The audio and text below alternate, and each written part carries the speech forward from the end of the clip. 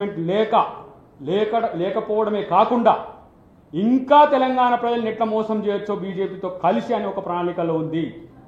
ఇలా కాంగ్రెస్ పార్టీ మీ కొడుకుల్లాగా ఇలా రేవంత్ రెడ్డి గారు కానీ ప్రతి ఒక్క మంత్రి ఇలా మీ యొక్క తెలంగాణ బిడ్డల్లాగా మీ కొరకు ప్రయత్నం చేస్తుంటే ఇవాళ వాళ్ళకి అధికారం కోల్పోయిన ఫ్రస్ట్రేషన్లో చేస్తున్న వాటిని పట్టించుకోకండి.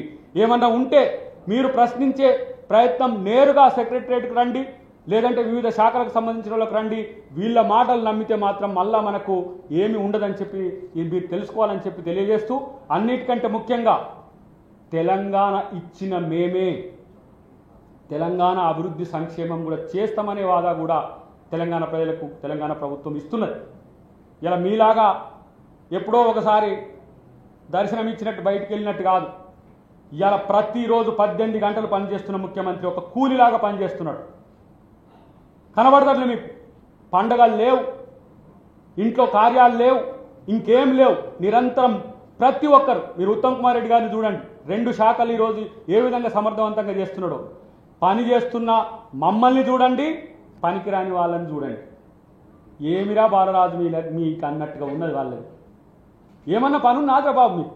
ఒక కన్స్ట్రక్టివ్ క్రిటిసిజం చేయండి రా నాయన. వెనకటి కేసీఆర్ సరే ఏం ఎత్తుకోవాలనే తెలుస్తలేదు కాంగ్రెస్ కానీ.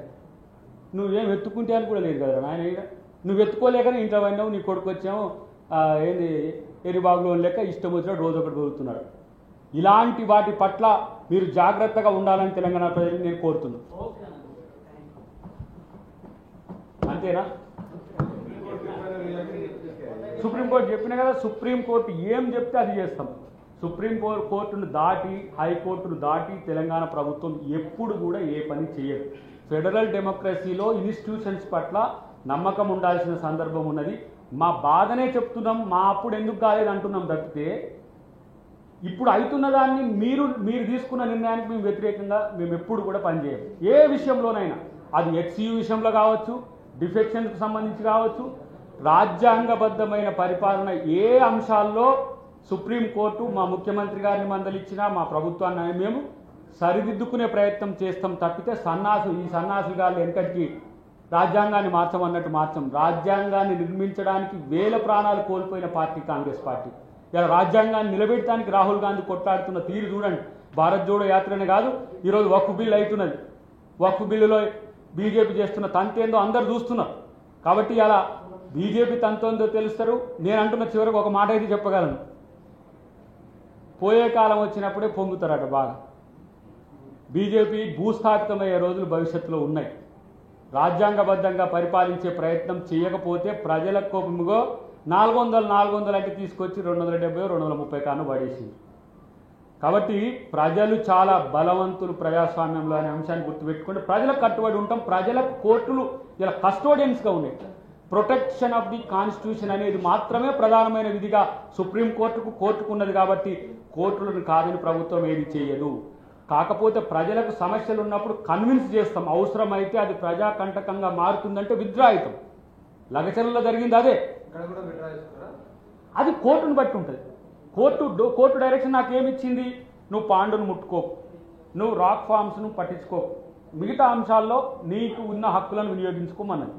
అదే చేస్తున్నాం. ఈ ఆర్టిఫిషియల్ ఇంటెలిజెన్స్తో తీసుకొచ్చి నెమలను ఆడబెట్టేసి జింకలు కలిసి ఆడుతున్నాయి వాళ్ళ ఏఐలో మీరు చూస్తే. అంటే ఏఐ చేయడం కూడా ఇంత తెలివి తక్కువ ఆయన ఎవడో మీ పర్మిషన్స్ ఇవ్వకుండా చెట్లు కొట్టేసింది అనే విషయంలో 7వ తారీఖు వరకు ఈరోజు ఇచ్చింది కోర్టు.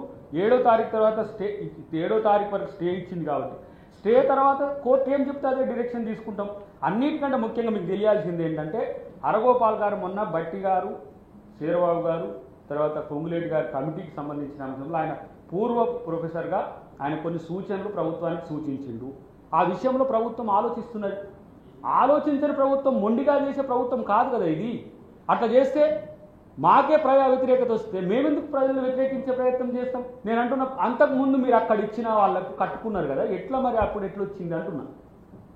23 ఎకరాలు, 13 ఎకరాలు, 18 ఎకరాలు, అప్పుడు ఇప్పుడైతే హైరైజ్ బిల్డింగ్స్ ఉన్నాయి కదా. సిటీ పోలీసులో లేదని చెప్పగలుగుతారా? సిటీ పోలీసులో ప్రకృతి పర్యావరణం ఇది పక్కన పెడితే 111 జీవోలు ఎత్తేయాలని చూసిండు కాక. 111 ఎత్తేసి గండిపేట, ఉస్మాన్ సాగర్, దాన్ని హిమాయత్ సాగర్ రెండింటిని లేపేసి ఆ చుట్టుపక్కలంతా కూడా వ్యాపారాలు చేయాలని చూసింది. కానీ మేము అట్లా చేస్తలే. ఆ చట్టం తెచ్చిందే మేము తెచ్చిన చట్టాలే కాదు, మీరు 2013 భూసేకరణ చట్టాన్ని తుంగలో తొక్కి 20,000 ఎకరాలు కేవలం మలన సాగర్ చుట్టుపక్కలకి సేకరించిన ఏది జీవో నెంబర్ 123 అని జీవో నెంబర్ అదే యాక్ట్ 2017 అని తెలంగాణ ప్రభుత్వం తెచ్చింది. వాటిని ఈరోజు తుంగలు దొక్కినా కూడా మేము కొట్లాడినాం.